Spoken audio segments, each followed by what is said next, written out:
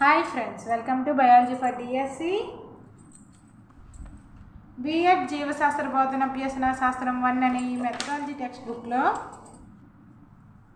మనం జీవశాస్త్రము చరిత్ర గురించి చూస్తున్నాం కదా. ఈ వీడియోలో పార్ట్ 3 వీడియో చూద్దాం. యూరప్లో 12 నుంచి 14 శతాబ్దాలలో శాస్త్ర అభివృద్ధి చాలా తక్కువగా జరిగింది. అందువలన ఈ కాలాన్ని విజ్ఞాన శాస్త్రపరంగా చీకటి యుగంగా పిలుస్తారు.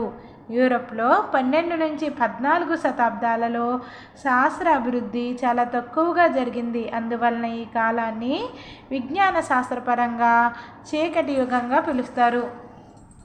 13వ శతాబ్దంలో మొదటిసారిగా కళ్ళజోడును చదవడానికి ఉపయోగించడం జరిగింది. 13వ శతాబ్దంలో మొదటిసారిగా కళ్ళజోడును చదవడానికి ఉపయోగించడం జరిగింది. 15వ శతాబ్దంలో గూటెన్బర్గ్ ప్రింటింగ్ ప్రెస్ కనుక్కోవడంతో విజ్ఞాన శాస్త్ర అభివృద్ధి మరింతగా జరగడానికి అవకాశం లభించింది. 15వ శతాబ్దంలో గూటెన్బర్గ్ ప్రింటింగ్ ప్రెస్ కనుక్కోవడంతో విజ్ఞాన శాస్త్ర అభివృద్ధి మరింతగా జరగడానికి అవకాశం లభించింది. 1400 సంవత్సరంలో లియోనార్డో డావిన్సీ శరీర భాగాలను ఛేదన చేసి శరీర అంతర్నిర్మాణము పరిశోధించాడు. గ్యాలెన్ రోవోల్ క్రీస్తు శకం 131 నుంచి 210 ప్రాంతంలో జీవించాడు. గ్యాలెన్ రోవోల్ క్రీస్తు శకం 131 నుంచి 210 ప్రాంతంలో జీవించాడు.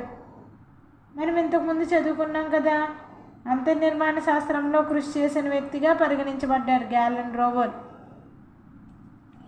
నెక్స్ట్ 16వ శతాబ్దంలో గెలీలియో జోహన్నెస్ కెప్లర్ పరిశోధనతో పాటు ఫ్రాన్సిస్ బ్యాకన్ శాస్త్ర పరిశోధనకు సూచించిన ప్రయోగ పద్ధతి ప్రాచుర్యం పొందింది. 16వ శతాబ్దంలో గెలీలియో జోహన్నెస్ కెప్లర్ పరిశోధనతో పాటు ఫ్రాన్సిస్ బ్యాకన్ శాస్త్ర పరిశోధనకు సూచించిన ప్రయోగ పద్ధతి ప్రాచుర్యం పొందింది.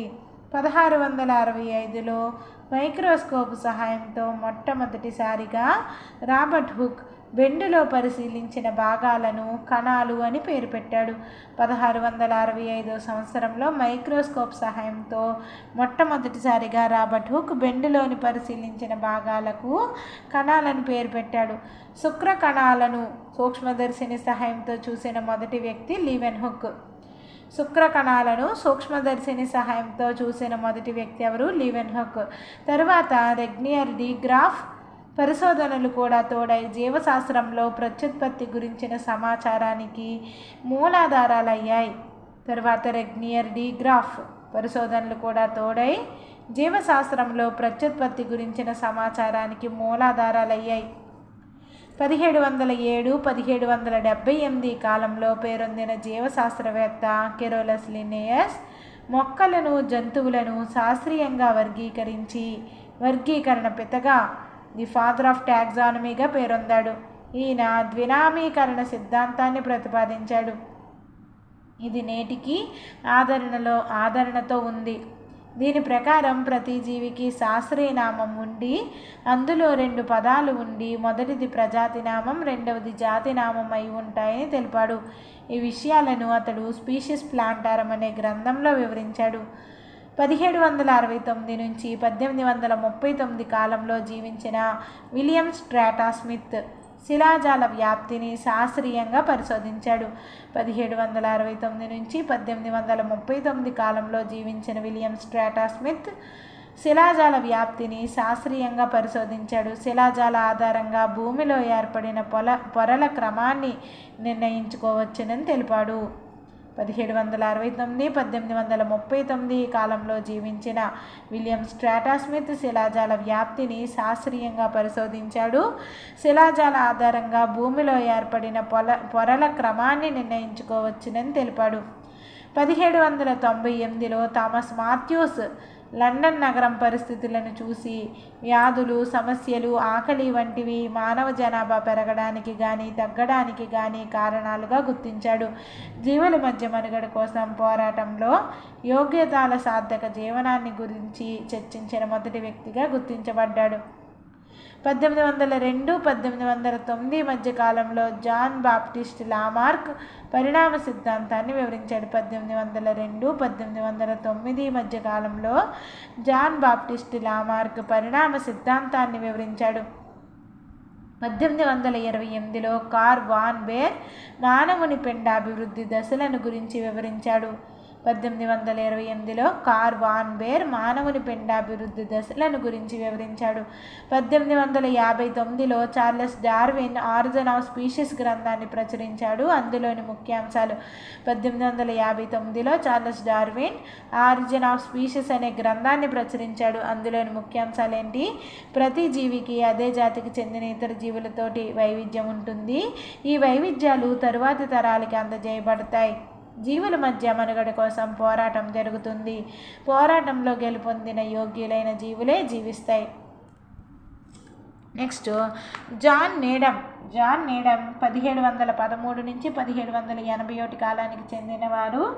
జాన్ నీడమ్ గాలిలో వేరువేరు ద్రవాలు ఉంచినప్పుడు సూక్ష్మజీవులు అభివృద్ధి చెందడం గమనించాడు. ఇది బ్యాక్టీరియాలను కనుక్కోవడానికి మూలంగా భావించవచ్చు. జాన్ నీడమ్ 1713 నుంచి 1781 కాలంలో గాలిలో వేరువేరు ద్రవాలు ఉంచినప్పుడు సూక్ష్మజీవులు అభివృద్ధి చెందడం గమనించాడు. ఇది బ్యాక్టీరియాలను కనుక్కోవడానికి మూలంగా భావించవచ్చు.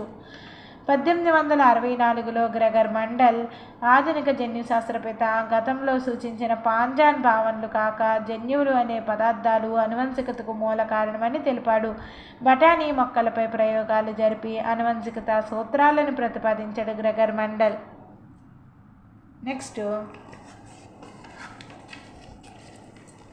1770లో క్రోమోజోముల ప్రాముఖ్యతని కనుక్కోవడం జరిగింది.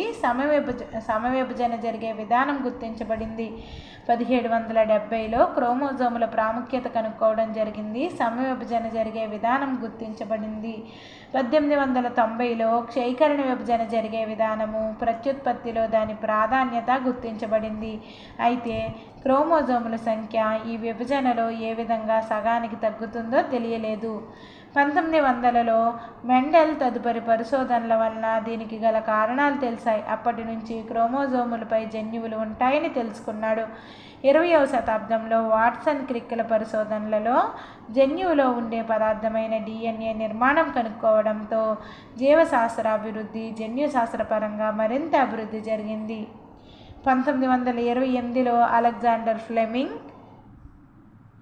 1955 కాలానికి చెందిన అలెగ్జాండర్ ఫ్లెమింగ్ 1928లో పెన్సిలియం నుండి పెన్సిలిన్ కనుక్కోవడంలో సూక్ష్మజీవశాస్త్రంలో మరొక అధ్యాయం తెరవబడింది. నేడు ఈ 21వ శతాబ్దంలో జీవశాస్త్రాభివృద్ధి ఎంతగా జరిగిందో పరిశీలిస్తే ఎంతో ఆశ్చర్యం కలుగుతుంది. సృష్టికి ప్రతిసృష్టి లాంటి క్లోనింగ్ మానవునికి సాధ్యమైంది. జీన్ మ్యాపింగ్లో అనుకూలమైన తరాలను కావలసిన లక్షణాలతోటి సృష్టించడం మానవునికి సాధ్యమైంది. వైద్య శాస్త్రం రోజురోజుకి అభివృద్ధి చెందుతుంది. సంకరణ, టిష్యూ కల్చర్, వ్యవసాయ పరిశోధనలతో వృక్షశాస్త్రాభివృద్ధి అనూహ్యంగా సాగుతుంది. ఒకప్పుడు మతంతో పెనవేసుకున్న విజ్ఞాన శాస్త్రం క్రమంగా అభివృద్ధి చెంది వేరువేరు శాఖలుగా విడిపోయి ఒక్క జీవశాస్త్రంలోనే అనేక శాఖలుగా అభివృద్ధి చెందింది. ఈ అభివృద్ధి మానవుని పరిశోధన ఉన్నంతకాలం జరుగుతూనే ఉంటుంది. ఇక్కడితోటి మనకి జీవశాస్త్రం యొక్క చరిత్ర కంప్లీట్ అయింది. జీవశాస్త్రము చరిత్ర, హిస్టరీ ఆఫ్ బయోలాజికల్ సైన్స్ ఇక్కడితోటి మనకు కంప్లీట్ అయింది. నెక్స్ట్ వీడియోలో మనం పశ్చిమ దేశాలలో చరిత్ర అభివృద్ధి నెక్స్ట్ టాపిక్ అన్నమాట. దాని గురించి డిస్కస్ చేద్దాం. A brief introduction to oriental and western sciences దీని గురించి సిలబస్లో ఉంది.